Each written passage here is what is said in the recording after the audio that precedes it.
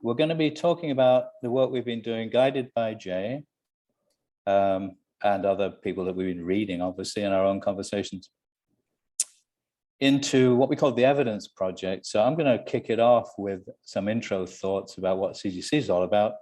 Jay's going to take us through some of his thinking about assessment, recording, reporting, a lot of which is in a wonderful book, Assessment by Design, which is co-authored by Jay and Steve Ferrara.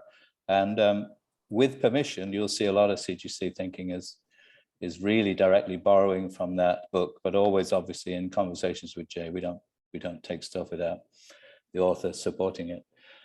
So Jay will talk us through some of the principles of assessment for as learning. I'll pick it up again, then I'll hand off to Mike Rutherford at the end. Mike is the founder of a tech platform for curating student evidence, and we've been working closely together since he started, because he's been great about making it possible to customize his kind of tech toolkit for CGC customization so that it can be easily used by CGC schools. So it's a kind of overview of our thoughts on assessment, recording, reporting. So I'm going to kick us off.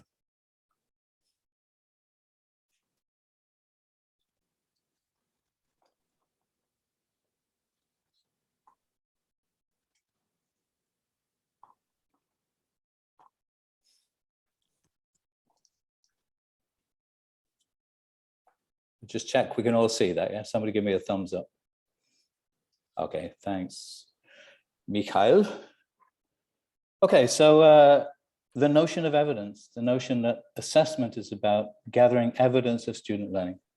So what can that look like? It seems to be, I don't know, probably the most complex hurdle that schools deal with. I think probably because, and you know, Jay and Ken would have things to say about this, probably because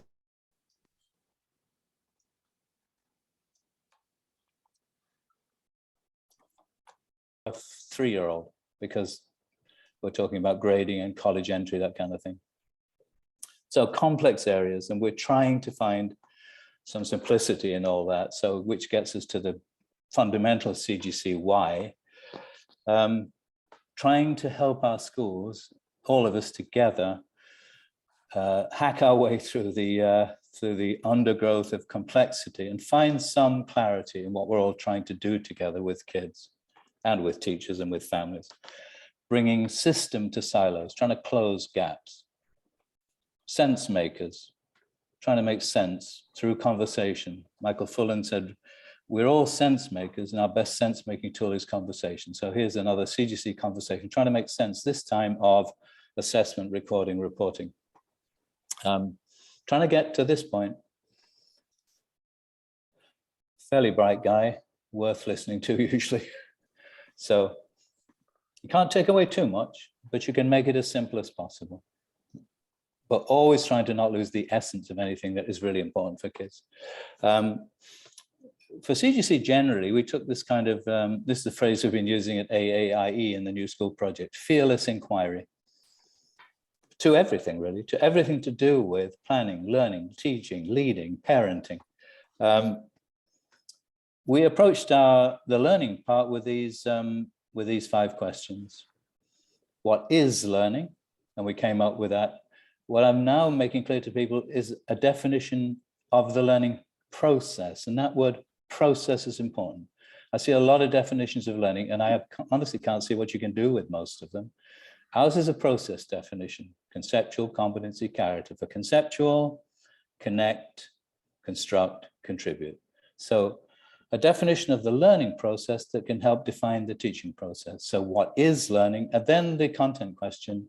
I always like David Perkins' way of putting it: what's worth learning? What's worth learning and why? How do you put the subject matter together? And then critical question, and at last, after years of pushing at that flywheel, we're getting people paying more attention to diversity. So turning that into a verb and a question, diversify, how do we all access learning? How does every kid, every teacher, every parent access learning? And then the teaching side, how do we build learning cultures in every classroom? And we do a lot of work now on three things, really. We now say about CGC, we build cultures, we build curriculum, we build community. And then the focus of today, how do we provide evidence of learning? How do we provide evidence of learning? Not how do we test kids, how do we provide evidence? And that terminology built on the shoulders of giants, definitely from a personal perspective on the work of Jay McTighe and Grant Wiggins in UBD. And so that gave us this sort of 5Ds, one learning ecosystem: define, design, diversify, deliver, demonstrate. So trying to find simplicity. We're capacity builders, we're also pattern finders. In Why Lead, Kelly and I teach a lot about leadership as inquiry, leadership as pattern finding. What are the patterns? What can we call them? How can we grow the good ones? Notice, name, nurture. In order to do that, sometimes we have to share embedded practice. I always love Danny's interpretation of the words, because I don't know, Danny, when I saw your graphics for this, I thought you were assuming we put embedded practice in a shed. I mean, literally in a shed. So putting things in a shed is now shedding. So shedding embedded practice in favor of better practice, has a higher impact on learning, expends less energy on our part. So in order to do that, this is the part of the AIE head talk from whenever it was, Wednesday morning, I think. Making a to-don't list, the Jim Collins book, Good to Great. The great companies had a stop doing list longer than their to-do list. So the to-don't list. Or maybe it's the do differently list. For example, we'll be talking about reporting later, and I have some thoughts about reporting that many people may disagree with.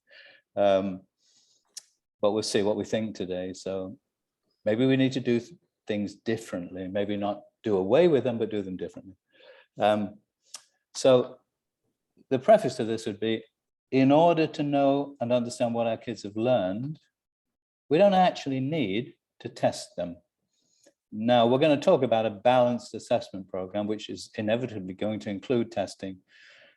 But we've decided pretty much that the niche of CGC will be the qualitative, personalized, principle-focused, evidence-based, student-centered forms of assessment, because people like MAP and, I don't know, ETS have covered the rest, you know, and if we need to do that, we need to do that. But there's not much benefit to CGC tackling that area. We can tackle the qualitative stuff.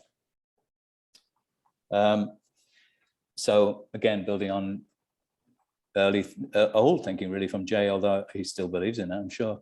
What we do need to do is help them provide evidence of their learning. So the goal for us is to help our member schools have one of these, basically. So we're looking for balance. We're looking for a balance of evaluative types of assessment, formative types of assessment. What do they look like? How do you put them all together without going nuts in a school? So a balanced assessment policy is really our goal here. This must be familiar, Kelly.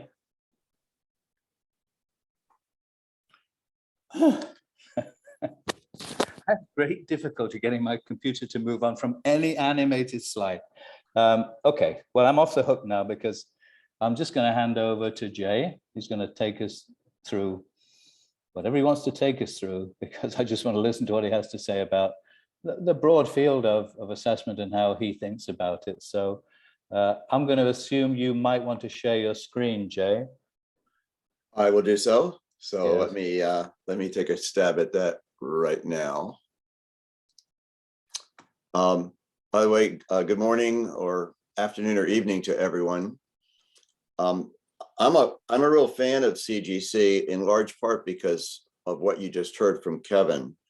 I admire the fact that CGC is principled in all senses of that word. I love Kevin's notion of simplicity, which doesn't mean it's simple. It means it's elegant, understandable with clarity. And I even have a fondness for his alliterations. So I'm happy to be with you. I spent a fair amount of my career working around assessment, as has Ken O'Connor and others. And I've been asked to share a couple relatively short points that I'll summarize as a couple of key assessment principles, and then a framework that I've worked with for many years that was kind of updated for the book that Kevin referenced. And I hope it'll be of interest and use to you. So that's going to be my contribution to this meeting.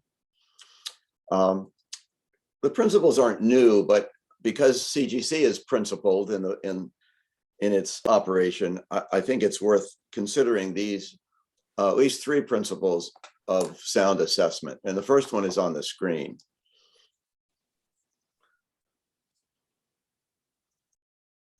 So this may seem obvious to people in your world, but my experience, especially with public schools or with high stakes testing of all sorts, is that sometimes when you hear the word assessment, people tend to think about, oh, that's something you do at the end of teaching to get a grade, or that's something that's going to determine our ratings when they publish test scores in the paper. Well, those are clearly elements of assessment that are in the real world. But my position is the fundamental goal of assessment should be to improve teaching and learning, and that other purposes, including evaluation, testing, grading, standardized tests for admissions, should not undercut this primary principle. Let me proceed here. So I think it's fair to say that assessment is a bridge between teaching and learning. It's one thing for a teacher to have taught something. It's quite another to ask the question, what did the students get from my teaching? So to me, any teacher interested in learning is also interested in assessment because it answers that fundamental question. And assessment fundamentally provides feedback to let the teacher know how well instruction has worked and let the student know what they need to work on to improve. I found it interesting some years ago to learn that the root meaning of the word assess is derived from Latin, the Latin term assedere, and the meaning is to sit beside.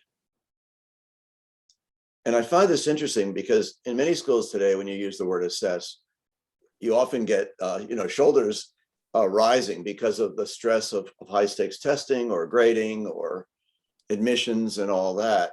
But the root meaning has a very different connotation: to sit beside, to observe, to speak with, to learn with.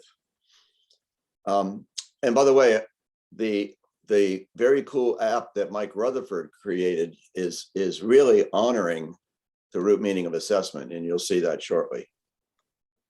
So a second principle of assessment, that sound evidence or sound assessment requires multiple sources of evidence collected over time.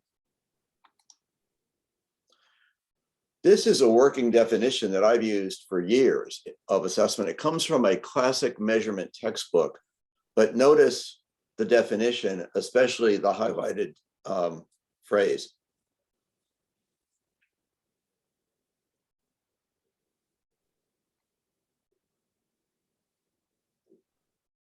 That assessment is an inferential process based on what students do or how they respond.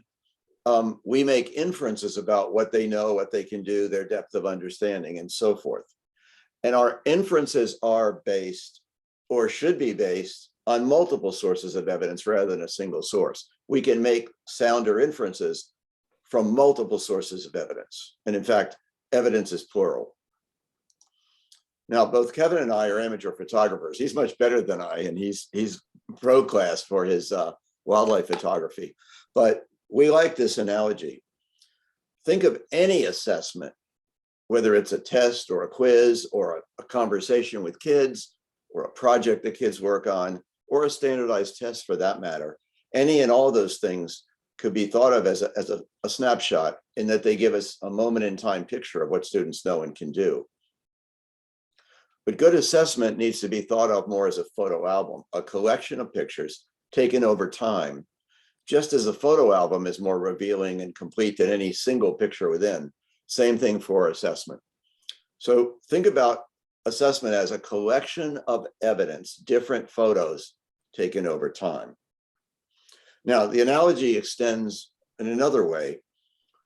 Think about different pictures in the album. Some might be taken with a wide angle lens where we get a broad view. Others might be a macro or a telephoto where we get a close-up. So because we have different types of goals, we should be collecting appropriate but different kinds of evidence aligned with each of those goals. So here are a few familiar types of assessments widely used in schools, including traditional tests and quizzes, more authentic tasks and projects, and ongoing informal checks, including conversations, and Mike will talk about that. So all of these are examples of different types of photos we might have in our album. Which leads me to the third principle I want to touch on. What's the best assessment? What sources of evidence should we collect? It's all based on our goals. You can't really think about assessment without clarity of the learning goals that you're after.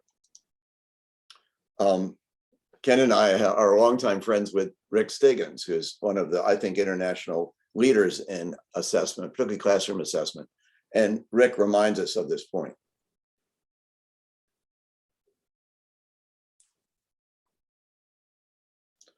Well, this is where CGC is very clear. I love the 3 C's. It's simple, yet it's elegant as a way of casting important goals. And so each of these goal types to me calls for sometimes, in many ways, different kinds of evidence. So goal clarity will inform the nature of the needed evidence. One of my favorite cartoons makes a humorous but also serious point here. That for some of our goals, particularly knowledge and basic skills, there's a place, I think, for paper and pencil tests, including a multiple choice format. There's nothing inherently wrong or evil about that. I just think it's overused. But the second part of the cartoon behind the mice taking the test is also recognized that for many of our goals, the most appropriate source of evidence is actually student performance. Watching what they do or looking at the products of their work gives us more appropriate evidence, especially for what I think are some of the most important goals of a modern education. One of the analogies that I'm fond of using is driving, and I use it in a couple of ways, but from an assessment point of view, it's pretty clear that even in traditional driver's tests to get a license, they're using more than one source of evidence. A written test by itself would be an incomplete measure for what ultimately is a performance-based activity of driving. And so every place I know that gives licenses has multiple sources of evidence before conferring a license. One of the key ideas in my work over the years in, quote, backward design, from understanding by design, and I'd say a key principle in assessment is making sure that there's good alignment between the evidence we collect and matching the goals. In other words, is our evidence appropriate to our goals? In the cartoon, we see a mismatch. And I see that quite often in schools. People, for instance, will claim they want to develop critical thinking, but very often you see tests of factual knowledge that doesn't require any critical thinking. So in that example, there's a mismatch. Here is a simple but interesting check that I recommend teachers do routinely. Get used to it as a habit. When you're planning a unit of inquiry or a unit of study, identify your goals, of course, but then also ask yourself, what evidence will I be collecting to see if kids are growing in these capacities, in these goals? And then cover, see if this is, yeah, there it is. Cover, if you have printed this out or even on a computer, cover the goals section of your unit plan and only show your planned assessments to another teacher or a team, and ask them, by not doing anything but looking at your assessment evidence, can they infer your goals? That's a quick check for alignment.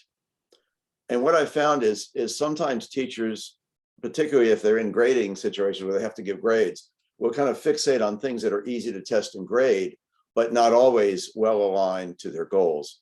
This is a quick check and something that I recommend.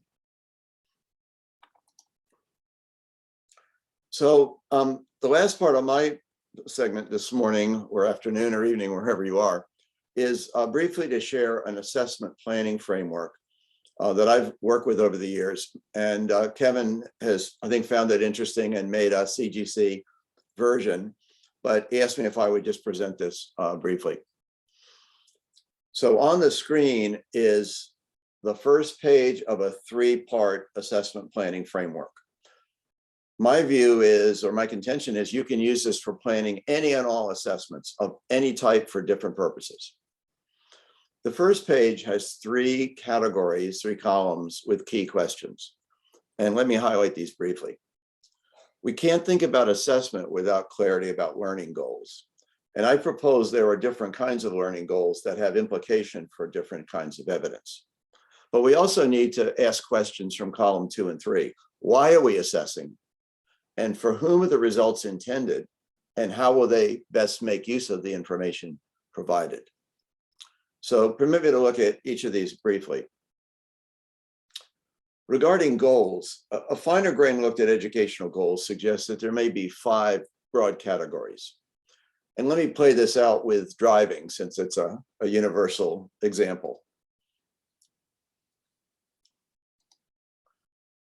I'm going to go right to the examples. So for driving, there's factual knowledge that a beginning driver should learn, like rules of the road and what different levers and knobs do on a car. There are many skills associated with driving, and much of driver's education is practicing the skill, getting the accelerator and brake coordinated, and knowing how to merge into traffic and so forth. So every subject, of course, has knowledge and skills, what students should know and do. I'm also a fan of identifying what I call understanding goals. What are larger, conceptually larger and transferable ideas that students should also come to understand? An example would be defensive driving. That's not a fact, and it's more than a skill. It's a conceptual understanding that you're sharing the road with other drivers, and some of them will do unexpected or dangerous things. Therefore, you have to be always not only alert, but anticipatory. And that takes time to develop that understanding. It's also valuable to consider certain habits of mind or dispositions. And I think under the CGC 3 Cs, this could include character. But for instance, we would presumably want to develop drivers who are patient and courteous, as opposed to instigators of road rage. And finally, something that Grant Wiggins and I have proposed for programs is identifying a small number of what we call long-term transfer goals. Transfer goals answer a straightforward but important question. What do we want learners to be able to do with their learning in the long run when they face new or even unexpected situations that haven't been taught? Because my contention is a modern education should prepare students for transfer, because we're preparing students, as you know, for an unpredictable, ever-changing world. So these are different goal types. And to me, each of these goals has implications for different kinds of evidence. So I'm going to be brief on the next 2 categories, but I hope they make sense. Before we think about the evidence we're going to collect, we need to be clear not only on goals, but why we're assessing, who is the audience, and what information do they need to make best use of the assessment information. And we could talk in great deal about the different purposes for assessment, including the external purposes typified by standardized testing. But you get the point. Clarity about purpose and audience really matter. Now, a slight shift from the assessment planning framework to something I think is probably also well known.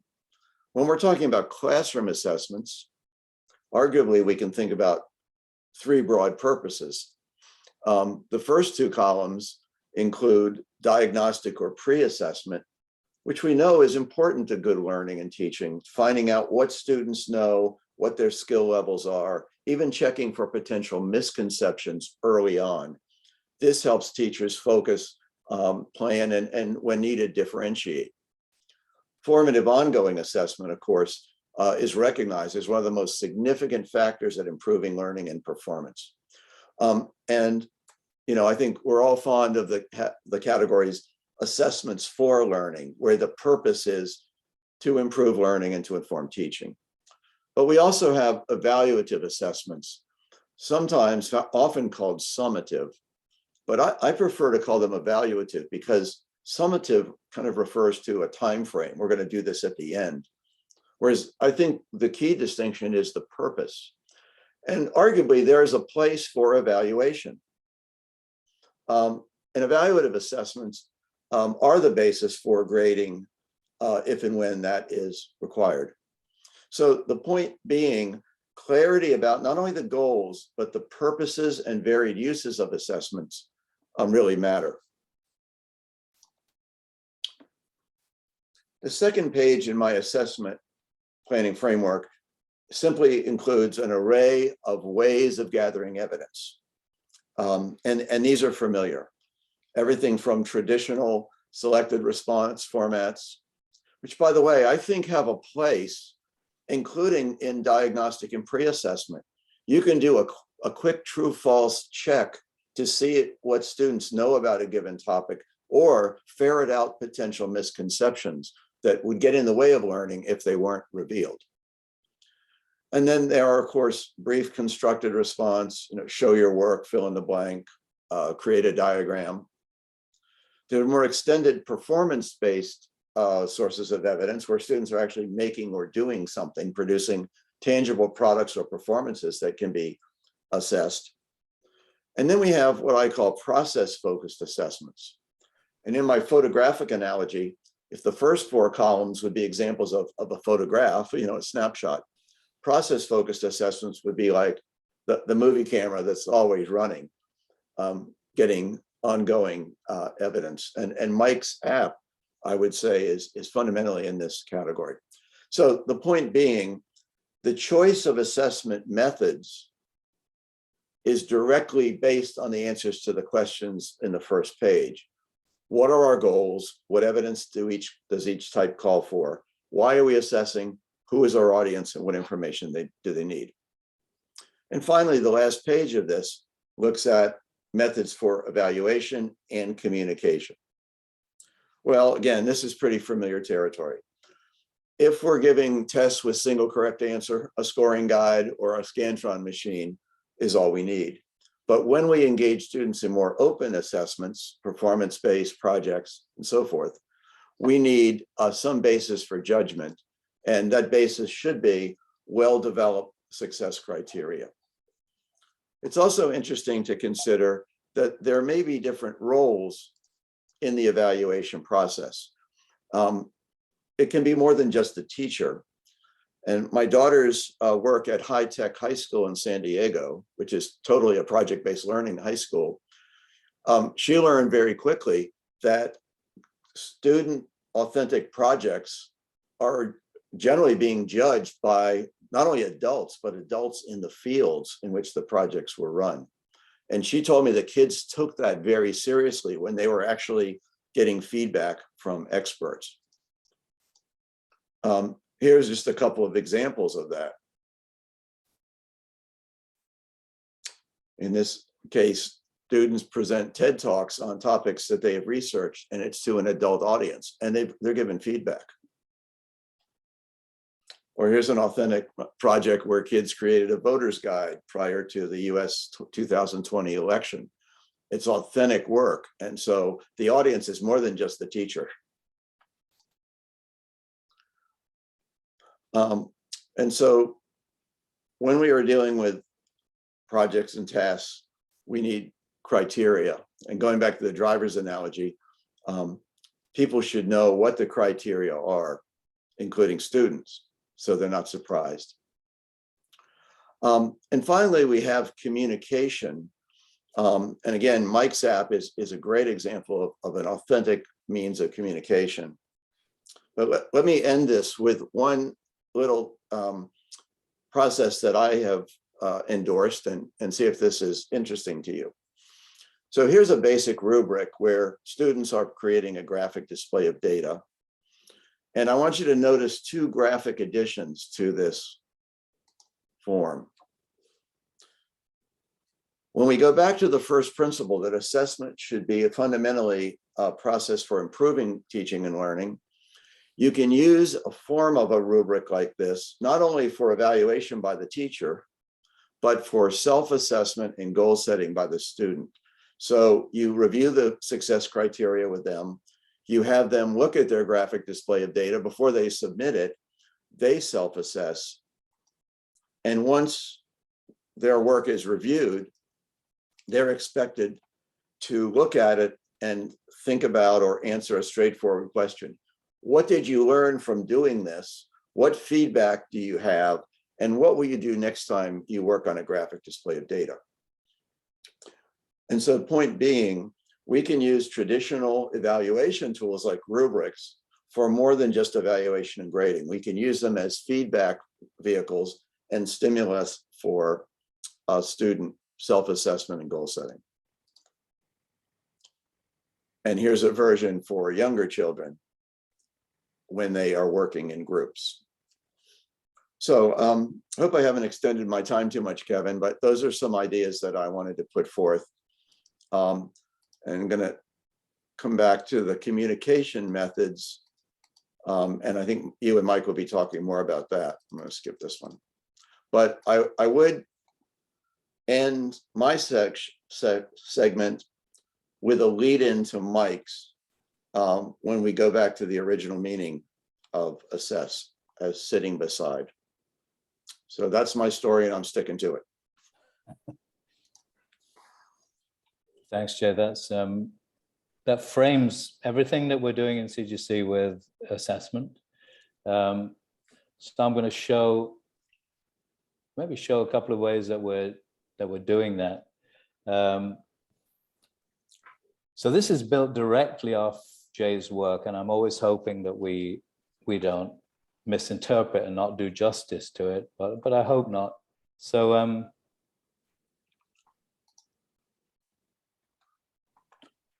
so we actually took the principles and we did a CGC thing with them because we see ourselves as culture builders. And we always say culture share beliefs, and we found the best linguistic expression of beliefs to be a set of clear principles, very, very much like Jay. So for assessment, we took the same principles from Jay's book, Jay and Steve's book. We do have a habit of naming things. So we haven't misnamed them, but it's just CGC kind of house style. So we basically said, we have the purpose principle, which is pretty much, everything's pretty much verbatim what Jay said. We have the reliability principle, which is it's only sound if it relies on multiple sources of evidence. Alignment, which is exactly what Jay said. Value, we called it value. Since we value what we assess, we should assess what we value. I know that's a cliche. And then I think verbatim from Jay's book, assessment should measure what matters. That matters I like because we talk about our content choices. At the end of every one of our module descriptors, the story at the beginning, we say, that's why this module matters. I think part of finding simplicity is focusing on what matters and stripping away stuff that's extraneous to kids' lives. And then the final one, equity. You get lots of debates about fairness, equitability, equity. And Kelly's always reminding me of the difference between fair and Kelly Armitage. So I read the dictionary definition of equitable, which appears to encompass fairness in terms of different people and different contexts. So basically, this is available for everybody. We'll publish it, we'll tidy it up and publish it. But what we did was we took the principles from that book, we simply named them, and then we did a P2P, we call it a principles to practice document. I think at the top it basically says, and this is another phrase, thinking like assessors. I think we got that from UBD initial thinking. So if we're going to think like assessors, these principles and practices may be useful to us. So it's kind of an assessor's job description. The other thing we did was we started to work on an overall view of assessment, again, based on what we just heard from Jay. It's not complete because I realize even in listening again to Jay's work, there are several things we need to add to this to make it more complete. What we're looking for is a kind of one-page balanced overview of assessment. So we actually took a liberty with Jay's work, and we made the purpose principle a sort of overarching principle, but then the other four are the same. We just put purpose. I had to because it alliterates, you know, so I just was compelled to make purpose its own category.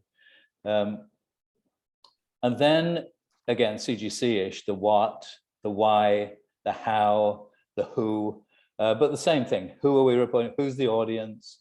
What are the toolkits we're using? I used 3 of one of your slides here, Jay, and then realized in listening to you today that I'll need to add diagnostic to formative and evaluative. And I think especially we've been talking quite a bit in Honduras, and we have a lot of the team today about how we identify neurodiversity, and are we using certain assessment tools for the purpose with which they were intended, or are we diagnosing neurodiversity using a standard reading test, for example? So, but this when it's finished will be shared with everybody as one of the products of the evidence project, but it's basically a synthesis of Jay's last half hour when he was talking about those various elements of a policy, if you like. We're just trying to put it on one document and make it available to everyone in CGC. So I'm going to go back to the slide deck.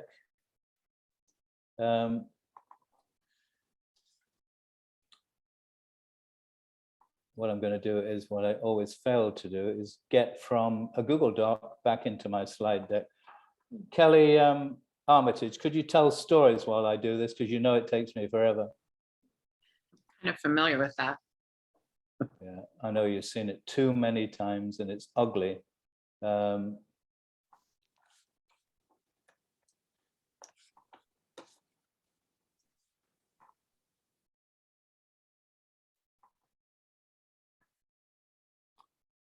Huh.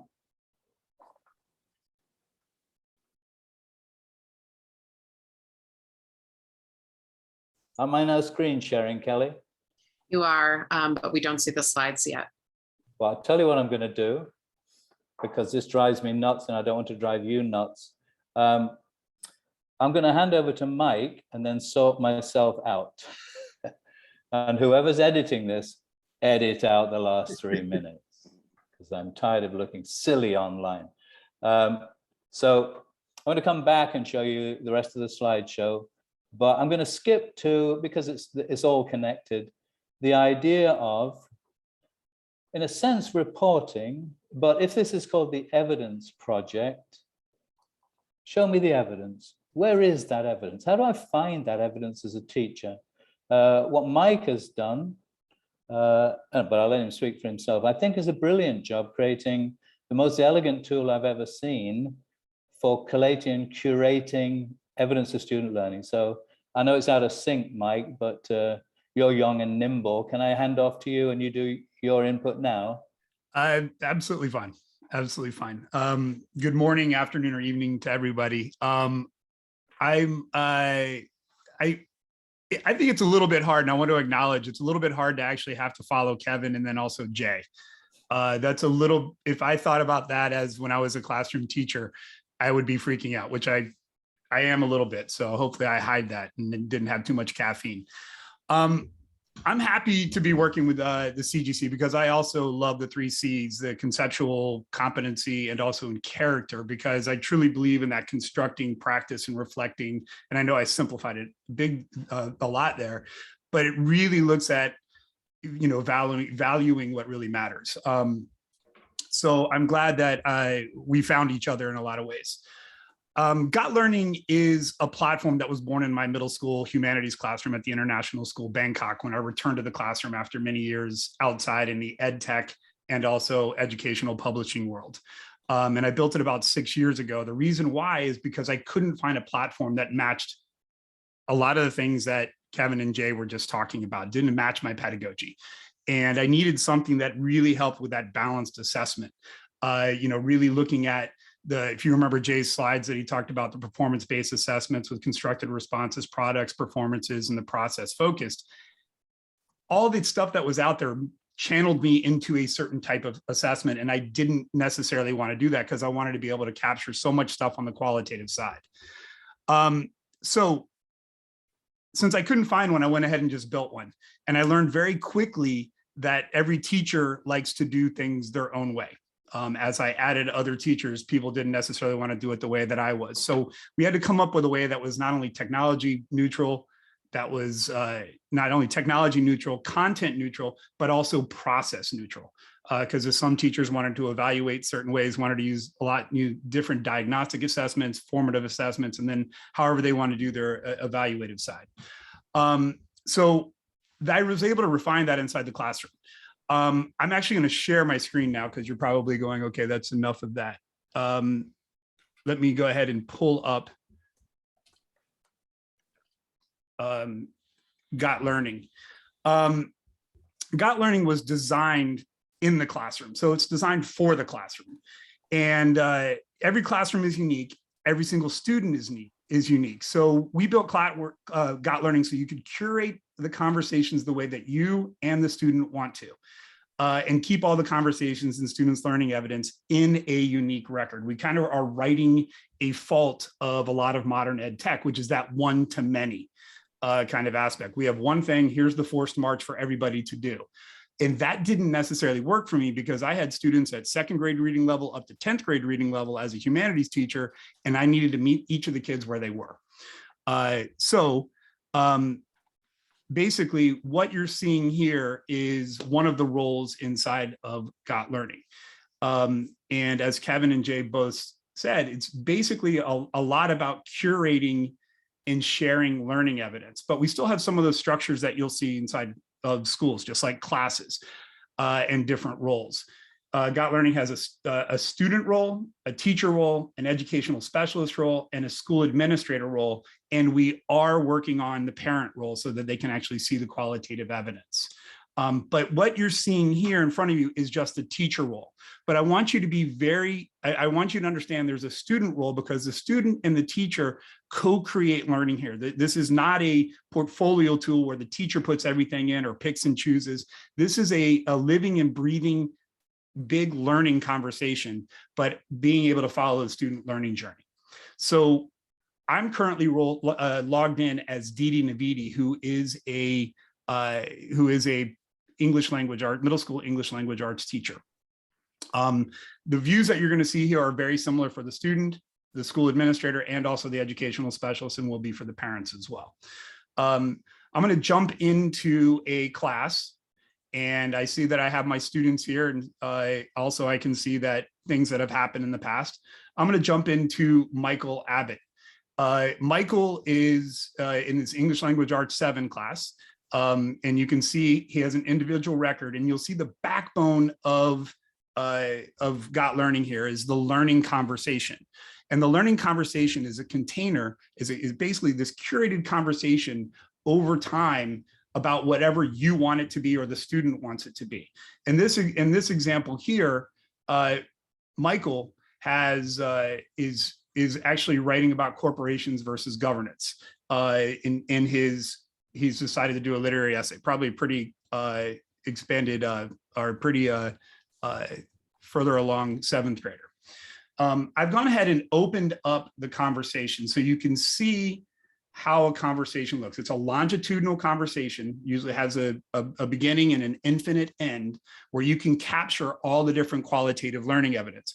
And this is where you can start, and I know in the description of this session, we were talking about the 6 Ps. This is where you as a teacher can provide the purpose for the learning. You can do, you'll be able to see your performance assessments, your process assessments, by being able to actually get a lot of either diagnostic or also formative data. In this aspect here, Michael has said he's going to be writing an essay comparing Blade Runner to Carl Sagan and looking at 2 different themes. You'll see in the conversation that you can have not only messages, but also, pictures, Google Docs, and I'll explain this a little bit more. And each of these were put in by Michael, the student. So this is that co-creation of learning. You see a response from Ms. Navidi here, where she's actually asked for the student to expand upon the learning. And you can see that Michael's come back and given a video right inside the conversation, and then gives more information as well. And then we'll get into the self-assessment in just a second, because I want to explain a little bit about how the conversation captures all, whether it's diagnostic or formative kind of data. Michael has, he's writing his literary essay. It looks like this is pretty much a pretty tight piece, but you can see that inside of Got Learning, there is inside this one message, there are additional messages. And if I click on that, you can see that the other messages gray out, and we're focusing specifically on this piece of writing. And now we have basically a thread on what he's written here. And Michael has said, here are my notes and research docs for my first draft. And so Michael is able to put in his first draft, and whether it's you put feedback on it or you provide feedback, video, audio, peer feedback, whatever you may, you can see what's going on in regard to this document. And you can add additional things inside of this thread to talk about. Now, I'm going to go back and close this because I want to be able to show that you can open up your documents inside of Got Learning, so that you have, it drove me crazy as a classroom teacher having somewhere between 500 and 600 tabs at the end of every single day open, or windows, and my computer would grind to a halt. So we wanted to try to have as many things that we could all in one place, so we could easily be able to see the growth over time, and see that body of evidence that's collected, but that living and breathing body of evidence that's collected.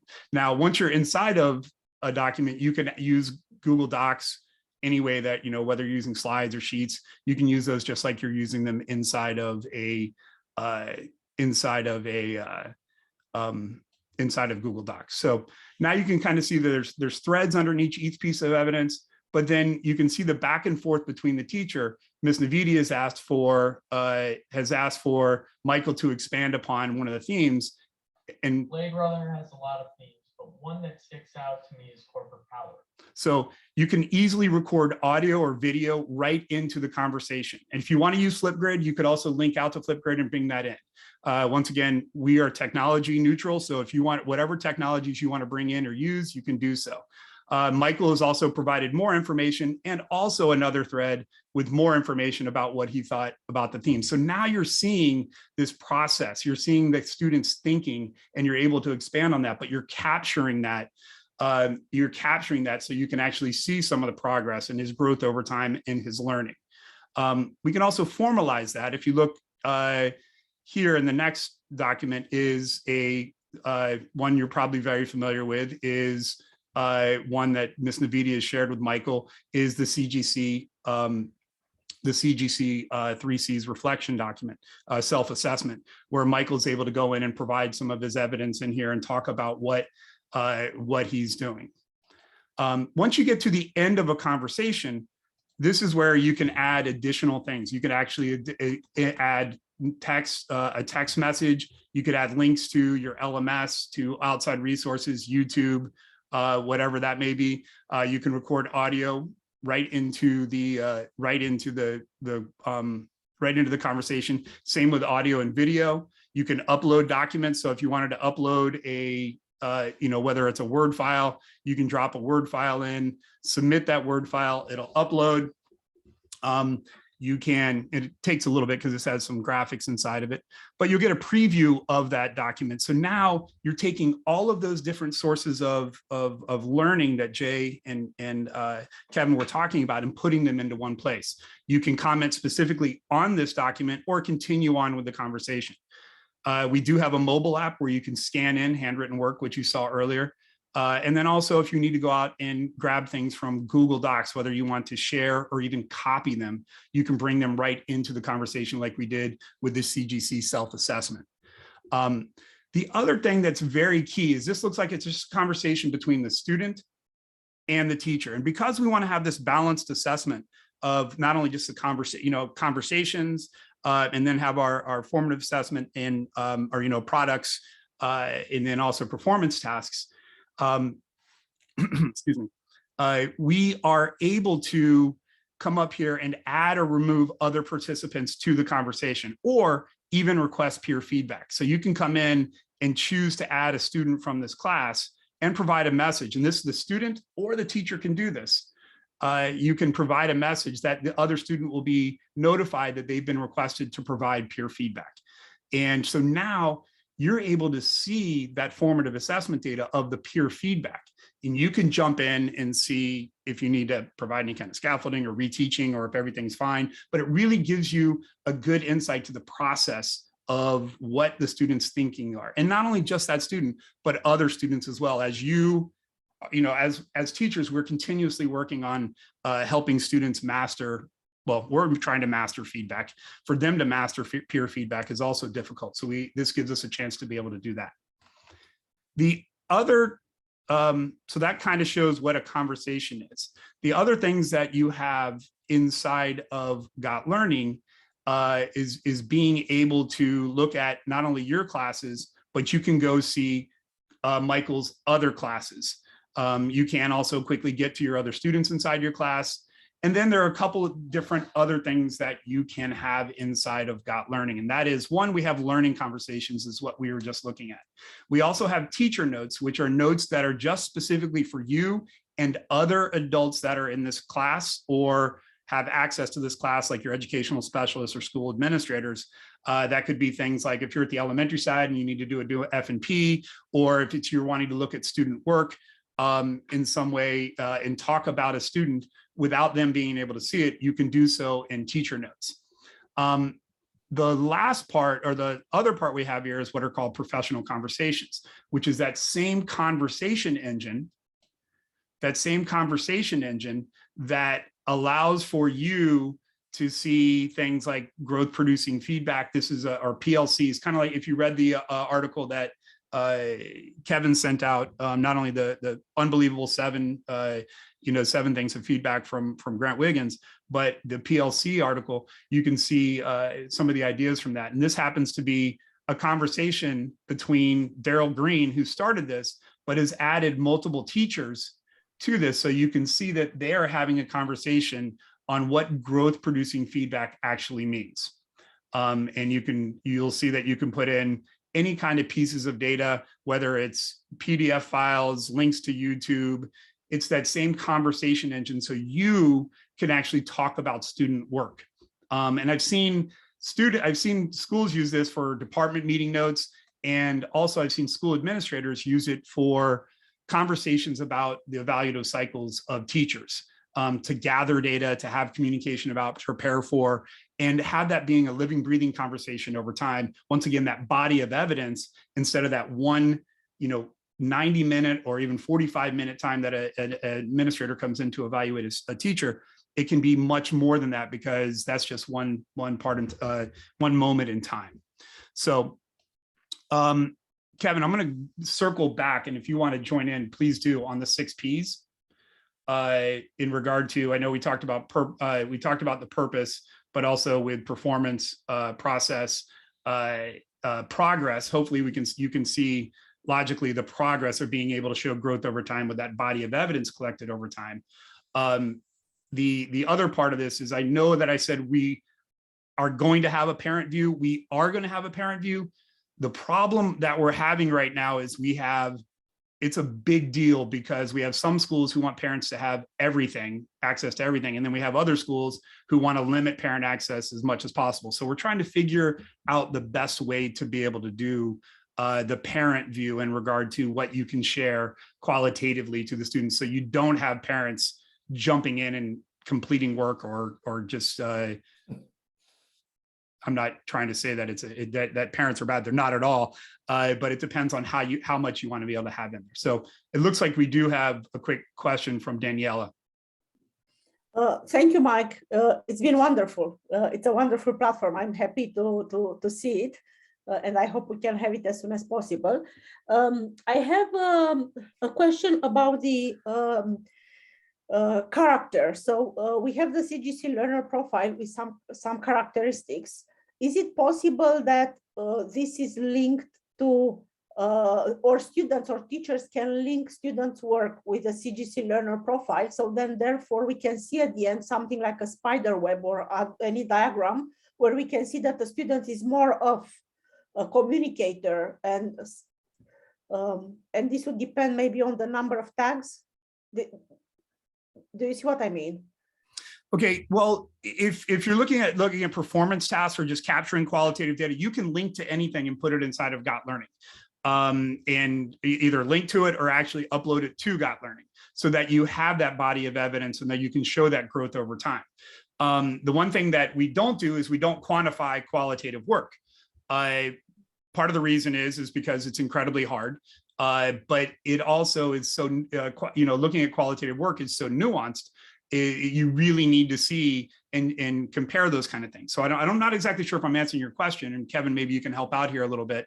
But this is made so that you can take what you as a school administrator or a teacher and build it the way that you want to capture the way it is. We've tried to keep this open process so that you can make each learning conversation the way that you want to.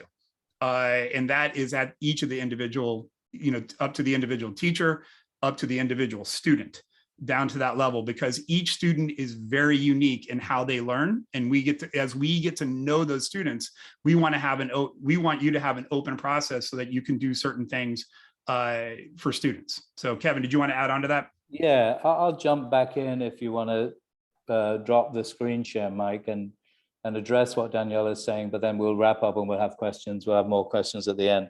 For those of you not familiar with it, we've now developed kind of the final piece of alignment with Jay's types of learning, because we now have, and it was through long conversations together, a set of transfer goals for the CGC in the form of the portrait of a learner, often customized within a school. So within the school that we work in San Pedro Sula, because the school mascot is a bulldog, it's the portrait of a bulldog.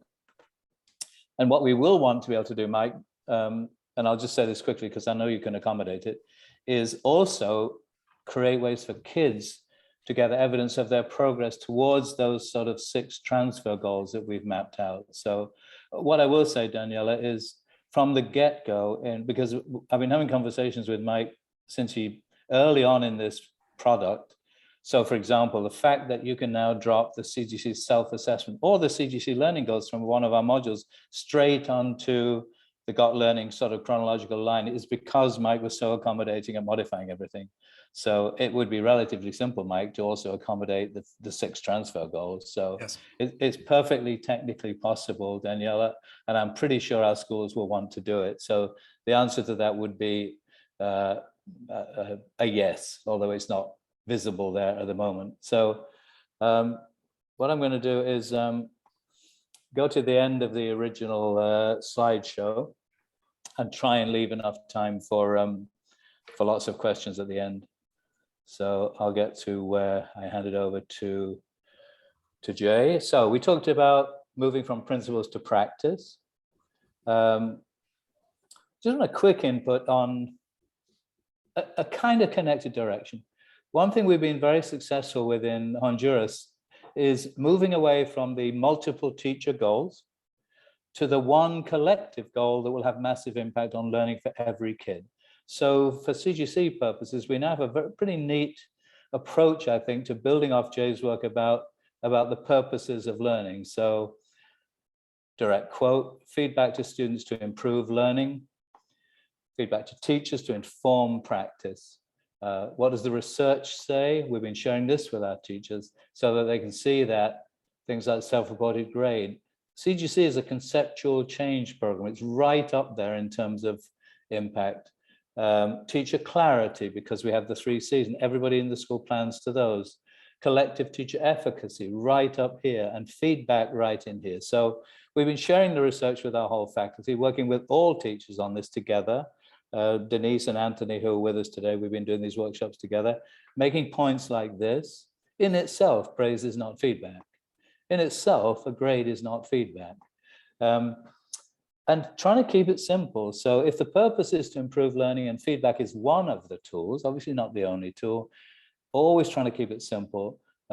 We shared a Grant Wiggins article about effective assessment. It's a bit more complicated than this, so I need to look at it and see if we need to expand this list. But I think it wouldn't be bad if every teacher was giving feedback that was timely, precise, actionable, and respectful.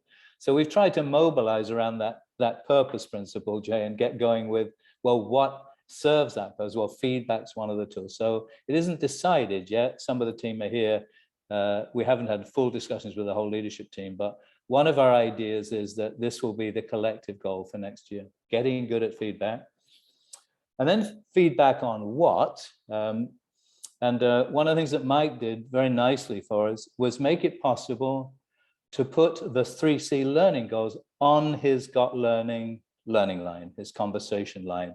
So we're saying, here's what we're aiming for, exactly what Jay said, alignment now between the evidence gathering and the actual goals, and then a self-assessment on the same line.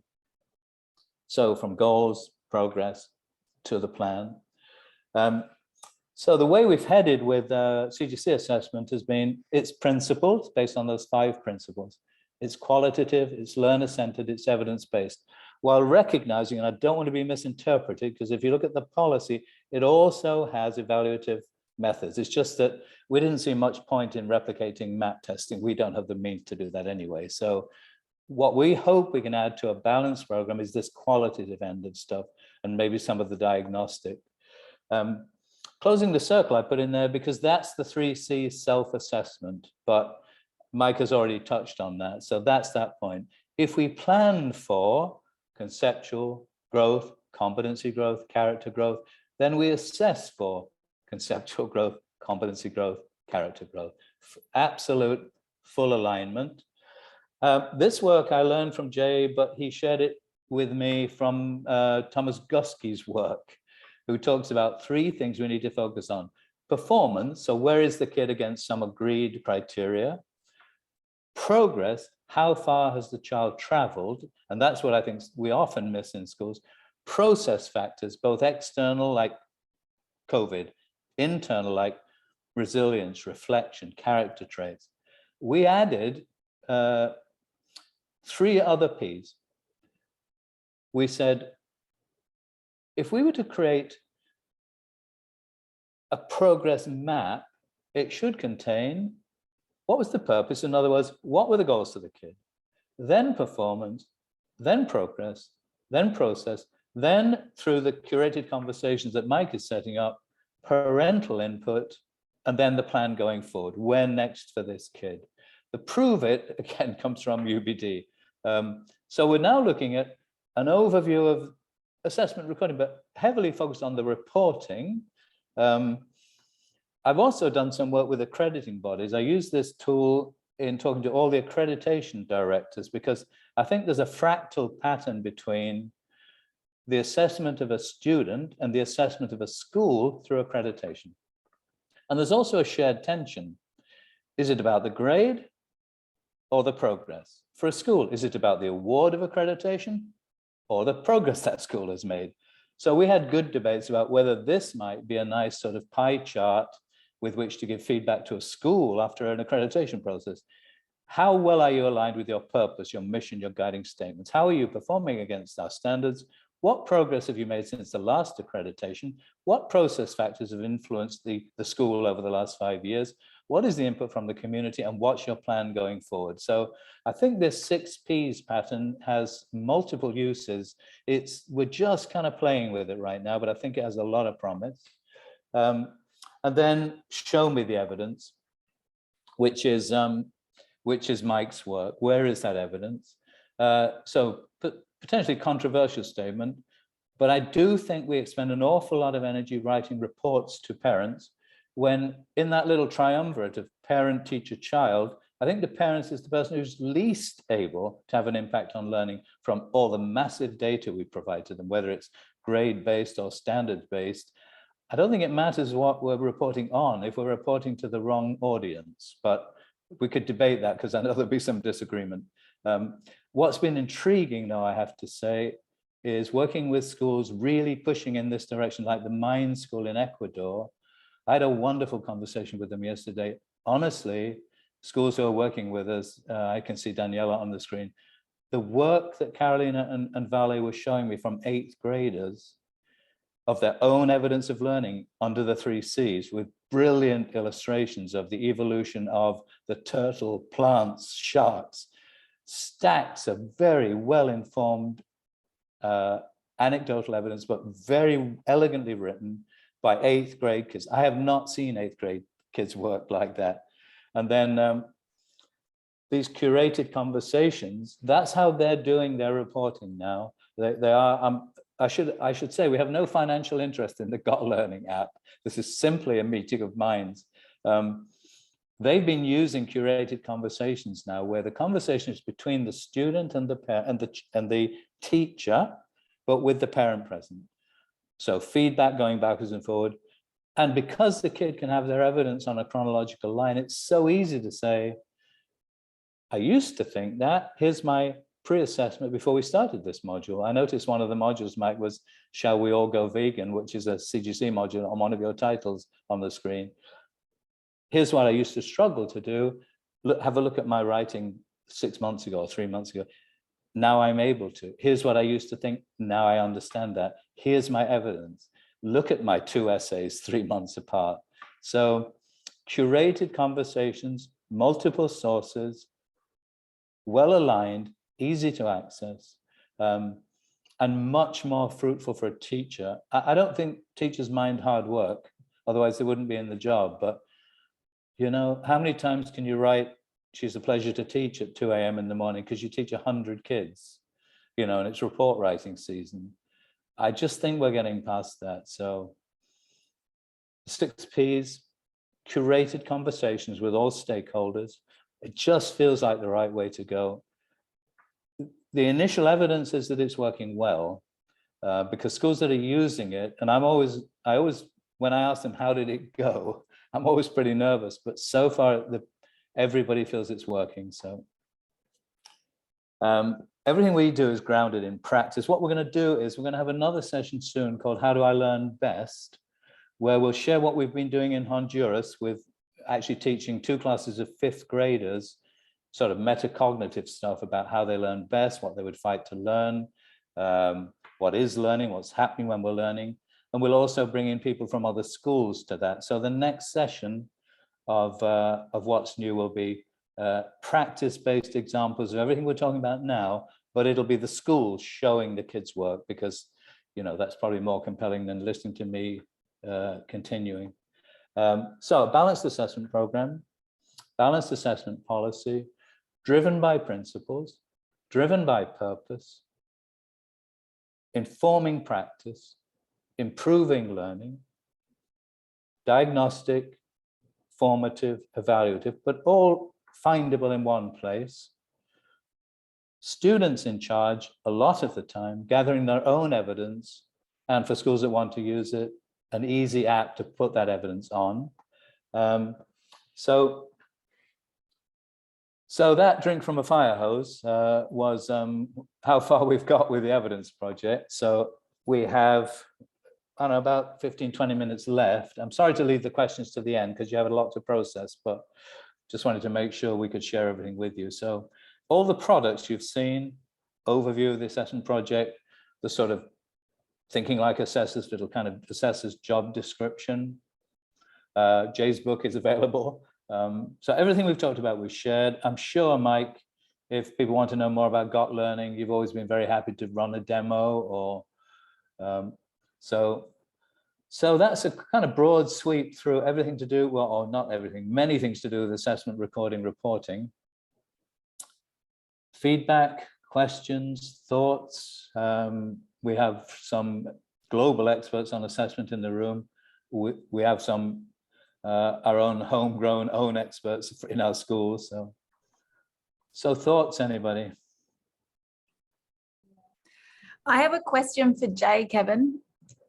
Jay, I've always been curious about having the knowledge separated from the understanding, because I see them as very connected. And so, yeah, I'd love to hear your thoughts around that.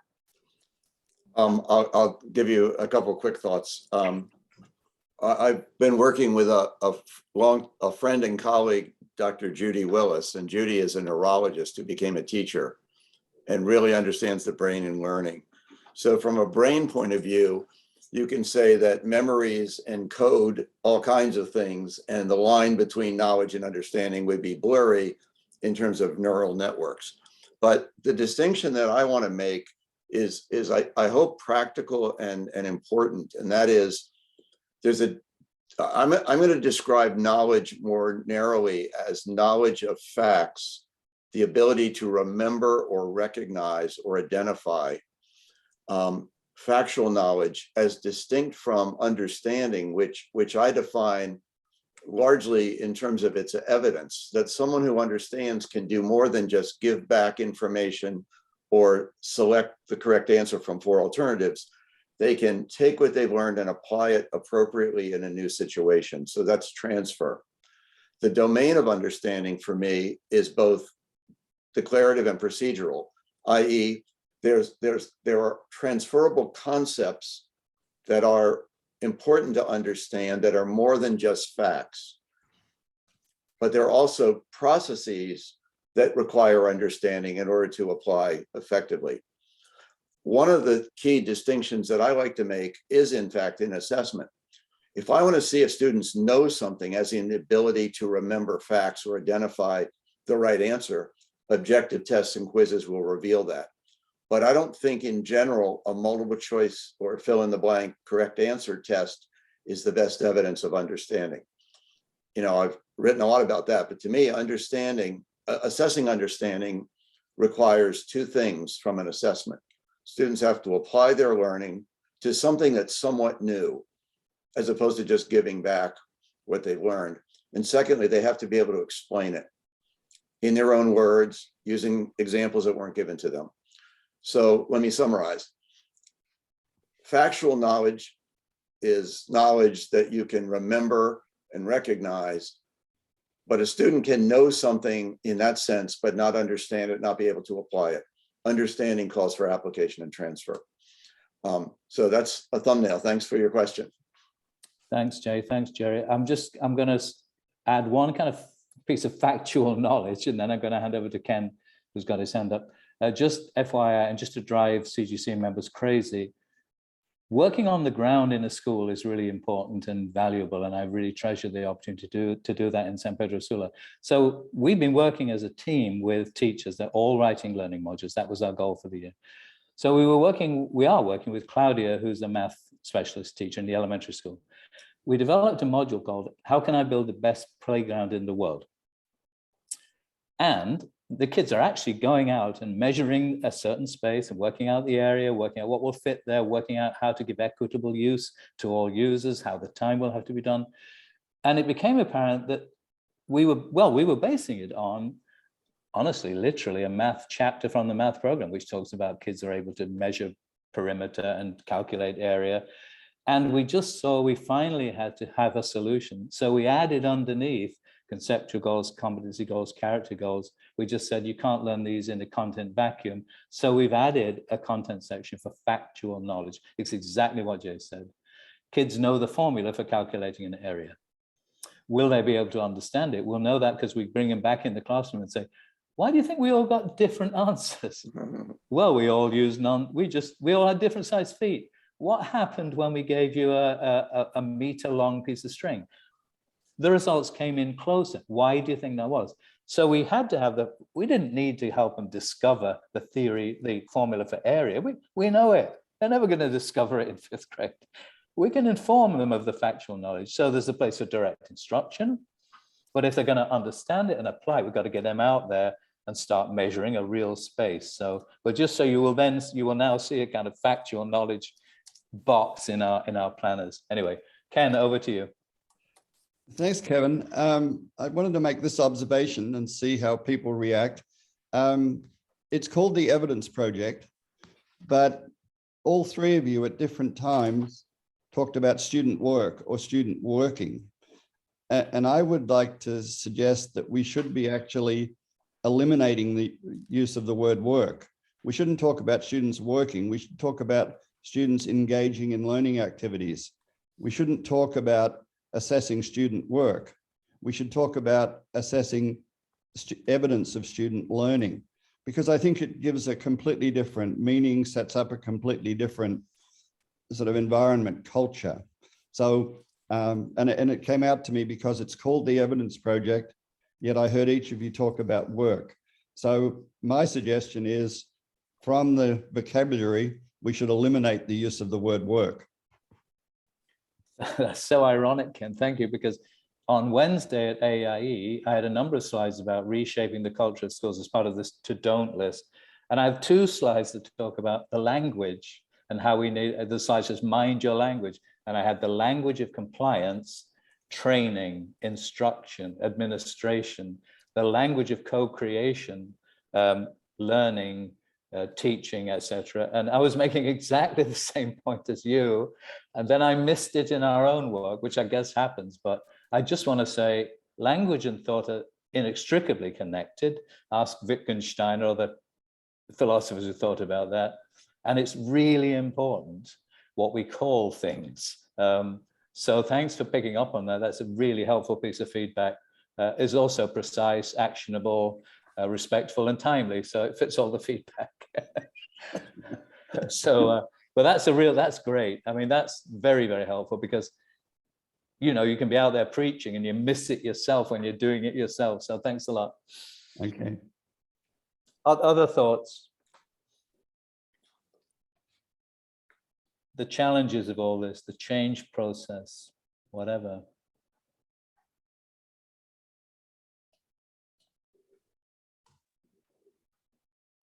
Yeah, I like the feedback being a way of improving teacher practice as much as student learning.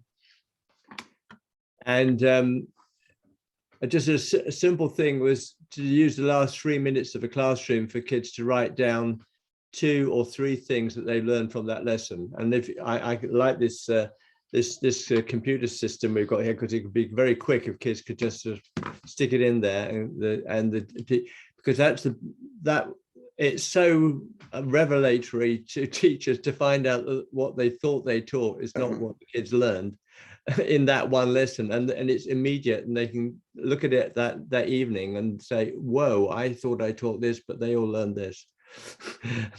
So yes. We've been using that kind of ticket out the door. yeah. You actually using it with the 3 C's. So, you know, there are 3 charts, but you know how this works, kids. You either an understanding or a new skill or a bit of character growth on a post-it. I used to think that, now I understand that. I used to struggle to, now I'm able to. Maybe not every lesson, because there isn't always that big profound leap in every lesson, but certainly over a block of lessons, a block of learning.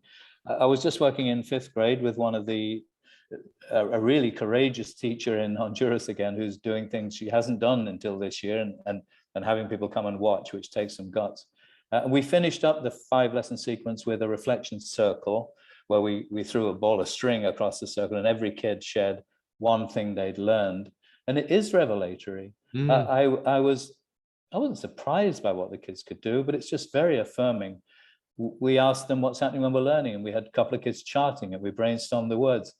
Once they got the idea of what we were doing, because it was kind of new to them, this kind of geezer in their classroom asking these kinds of questions, they really had very high level conceptual thinking coming out. Their vocabulary was there, analyzing, evaluating, investigating. And for me, it was a journey of exploration, because I didn't know our 5th graders. So, but nothing like asking the kids to find out what they've learned, especially because CGC gives them a language for it, a common language. So they're not struggling in how to say it, which cuts through to what they actually want to say. If you give them the kind of sentence stems, and they become internalized for every kid. So other thoughts? We got a lot of people who know us well, that we've worked with for years. So Jerry, how did you, because you took over and did a lot of those lessons with your kids and you were leading it. What kind of experiences of having that kind of metacognitive thinking in classrooms?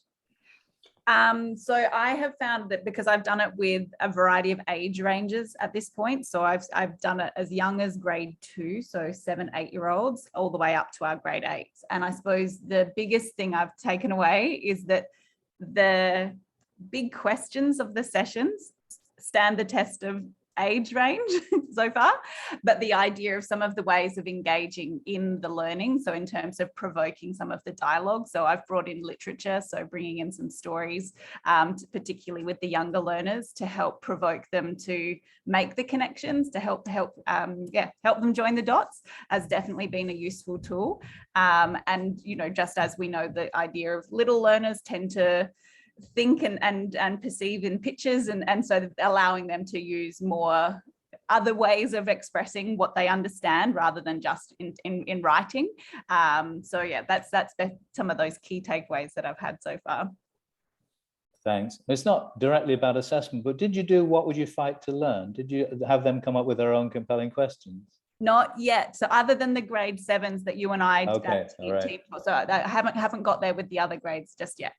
Just a piece of quick feedback. I tell you, the 2 5th grade classes we worked with, once they got the idea, we had to kind of kick them out of the class at the end. We had one class, because we were categorizing them with post-its on a board, we were putting them under, okay, we'll call these medical sciences, we'll call these, they're all standing up at the end. We had to say, okay, line up by the door. I've got another question. So just to say to everyone, we all know this, but once you unleash the kids on this stuff, again, once they get what this is all about, they are into it. And I just think that discussing learning itself with the kids is I think one of the things that's so great, Kevin, is that one of our grade 2s literally said, he's like, are you really asking me this? Like, do you really want to know what I think? Like, and that, that meant a lot to me, that the fact that, yes, we are actually asking because we are actually going to do something with what your input is. This is not performative. It's not a circus. No, that's right. And ours were videoed. So, but Daniela, who's with us, I think, Daniela has an app that can cartoonize the videos. So that was a great relief to me to know that I might not have to actually look at myself, but I could look at a cartoonized version, which I assume you can modify in various ways, Danny, so without losing the actual essence of the kids learning. So anyway, if those are viewable, we'll share them at the next session about how we learn best. So other people, assessment, recording, reporting, working to assessment principles, watching our language, as Ken said, curating evidence and sharing it with, having it curated by learners, and any of those points. Hi, Kevin. I have a small point to make. And Hi, this is from teachers' point of view. Sometimes what happens, I think the app like Git Learning, Mike, I think it's really helpful for the teachers because the learning journey is there in front of you. What happens as a teacher is your mind gets a little fuzzy. And there is this halo effect. So if the student is good in these 2 or 3 skills or most of the skills and not so good in those 1 or 2 skills, they tend to slip away because of the halo effect, what Kahneman says, Daniel says, because of the halo effect, you feel the student is good in all the skills. And since the volume of assessing is so much, there are these slip-ups which happen. So an app like Git Learning, I think it's God sent. And I think you've done great work. And I think it helps the teacher to be more genuine. I think sometimes you're more intuitive. At 12 o'clock, when you're thinking of it, you could be more intuitive. And here the evidence given is fantastic, I think. That's 12 o'clock noon, I presume, Lakshmi. Yeah. I assume, because in my life, there isn't another 12 o'clock. So I just finish up with one final thought about simplicity. What were we kicked off? One thing we're working with again on the ground in Honduras is when we gave the feedback workshops, we said, you don't have to give feedback on a lot of things. Just do this. Every time you're sharing a piece of student evidence of learning, I'm modifying my language now, thinking of Ken. Every time we're sharing evidence of learning with one of our students, if you can focus on the one thing that would improve that piece of learning the most, just the one thing, because it's probably all the kid can cope with. And then you imagine a world where from the age of 3 to the age of 18, every single time a student was discussing their work with a teacher, that teacher gave them the one thing they could do to improve their learning. Just imagine what that child's progress would be like. If every teacher, every time, told them one thing. Same with our own teachers, because this is feedback adult to adult. If we shared one thing that would improve our practice the most, we suddenly strip away a lot of that, as Lakshmi said, the overwhelming quantity of stuff we throw at kids and teachers. Okay, I can do that. I can do one thing. It's going to make us much more focused. We're going to be looking more carefully at student work if I'm just looking for the one thing. So I'll just share that final thought. We're trying to put together a connected, relatively simple system within a very complex field of assessment, recording, reporting for diagnostic, formative, and evaluative purposes with a common language. If that resulted in the one thing a teacher could do that would inform their practice the best and improve student learning, we would be great schools. We don't have to be overwhelmed. And I just want to thank Jay for always cutting through to the essence of things and saying, you know, you could think of it like this. I found that immensely valuable for decades. Mike bringing the same kind of thinking to, I can't organize all this stuff as a teacher, so I bet other teachers can't. How do I make it simple? I put all the evidence on a chronological line. Then I'll know where to look for it. And CGC generally just trying to bring simplicity and system. So yeah, so I hope all that was useful. I know it was a lot, but we have a we have a great group today, very smart people. And those of you, we're working with all the schools, I think, just about. This is what we'll continue to do in your schools, certainly in our school in Honduras. So, and we are seeing results. It's working on the ground. So I'll let everybody go. I just want to thank everybody for being here. Thank you, Jay. Thank you, Mike. Thank you, Daniela, Lakshmi, Ken, for the input. And we just keep going, keep doing good work with the kids. So thanks a lot for being here, everybody. Thank you. Thank you. Thank you, Kevin. Thank you, Jay. Thank you, everyone.